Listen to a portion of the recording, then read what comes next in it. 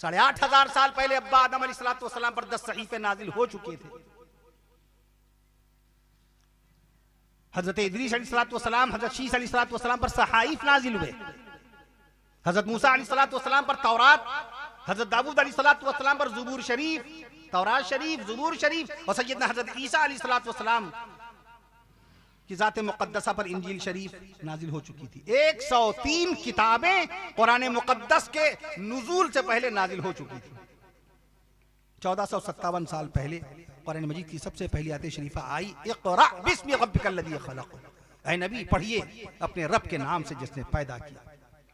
कुरान मजीद की सबसे पहली सूरह मुबारका की सबसे पहली आयत शरीफा में सबसे पहले लफ्ज में अल्लाह ताला ने पढ़ने का तज़किरा फरमाया,